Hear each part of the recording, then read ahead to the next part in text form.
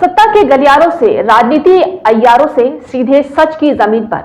स्वागत है आपका सिटीजन वॉइस में, जहां हर खबर सिर्फ दिखाई नहीं जाती बल्कि सवाल भी उठाए जाते हैं। मैं हूं शब और आज हम आपके लिए लेकर आए हैं वो खबरें जो अक्सर पर्दे के पीछे छुपा दी जाती हैं, लेकिन सिटीजन वॉइस में उन्हें सामने लाया जाता है।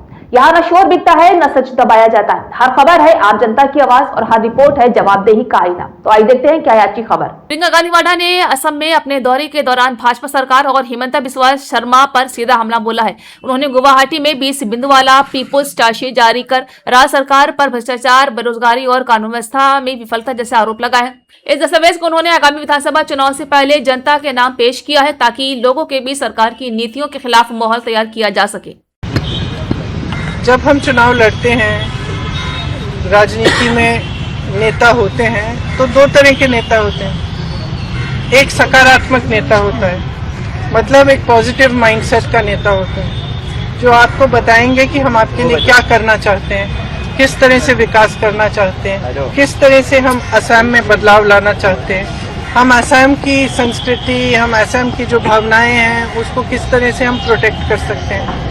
एक वो तरह की राजनीति होती है और दूसरी ये होती है कि ध्रुवीकरण कराओ, एक दूसरे से लड़ाओ, किसी को एक दिन कोई गाली दे दो, किसी को दूसरे दिन किसी और को गाली दे दो, किसी के परिवार पर आक्रमण करो।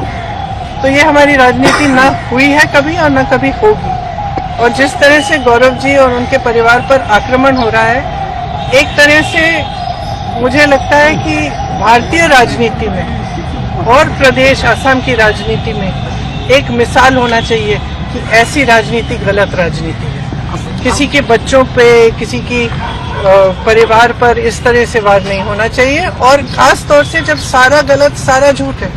और मेरे ख्याल से असम की जनता जानती है इन पे वार हो क्यों रहा है। वार इसलिए हो रहा है क्योंकि इनसे वो घबरा रहे हैं, क्योंकि वो घबरा रहे हैं ये देख के कि ये जो है एक सभ्य इंसान है, ये एक सकारात्मक इंसान है, ये एक दूसरी तरह की राजनीति लाना चाहते हैं जो एक्चुअली सच्चाई में असम की असली भावना है। देखो, अगर असम की जनता की असली भावना ये नहीं होती तो वो जुबिन गर्ग जैसे व्यक्ति से नहीं जुड़ती।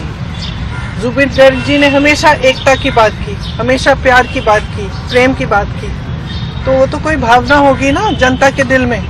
तो मेरे ख्याल से जनता भी इसको देख के कुछ हद तक ठीक है सुन लेगी, लेकिन उनको किसी को ये पसंद नहीं आएगी ये बात कि इस तरह की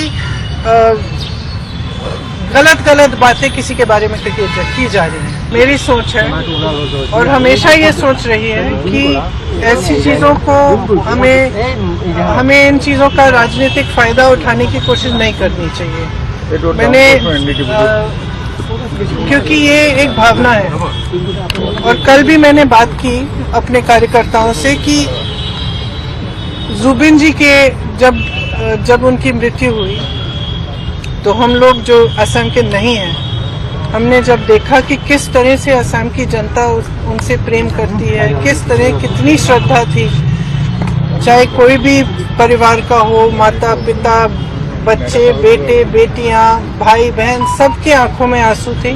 और हमने ये सोशल मीडिया में हमने ये सब देखा। तो हम बाहर से जो देख रहे थे, हम समझने की कोशिश कर रहे थे कि क्या है ये भावना, ये इमोशन जिसकी वजह से जनता इस व्यक्ति से जुड़ी हुई है। तो मैं कल भी कह रही थी अपने कार्यकर्ताओं से कि जुबिन जी एक तरह से असम की आत्मा की आवाज थी, असम की अभिव्यक्ति थी, जो आस्ते आस्ते मेरे ख्याल से बहुत लोगों को ऐसा लग रहा है, जितने लोगों से मैं बात कर रही हूँ और मैं मिल रही हूँ, उनको ऐसा लग रहा है कि एक हमारा जो असम है, जिसके लिए मतलब जो एक एकता का असम था, एक सभ्य असम था, आज कल रोज हिंसक बातें हैं, आक्रामक बातें हैं, ये हमारी सभ्यता नहीं है। असम की जो सभ्यता है उसके बारे में गाया जुबिन जी ने।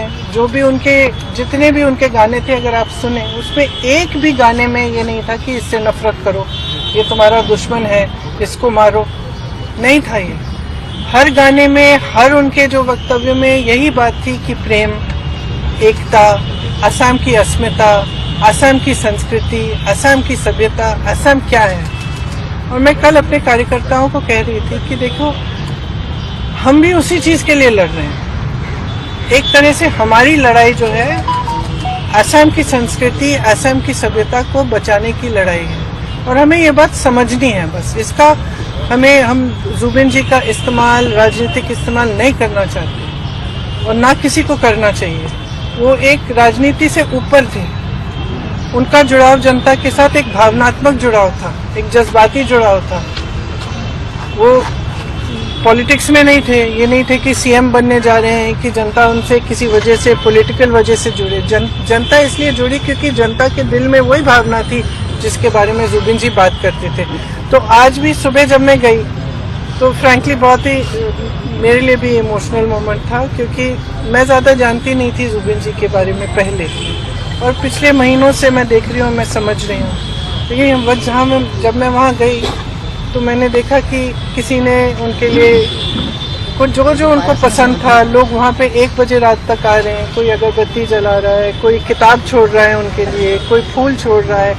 तो उसमें ये मतलब इस तरह के व्यक्ति जिनके साथ लोग इस अपनी भावना से, अपने दिल से जुड़ते हैं ना, बहुत कम होते हैं और बहुत ही ज़्यादा स्पेशल होते हैं। और ये हमेशा सबके दिलों में, अब हम सब जानते हैं उनके बारे में, देश भर जानता है, तो सबके दिलों में ये एक पवित्र जगह होनी चाहिए।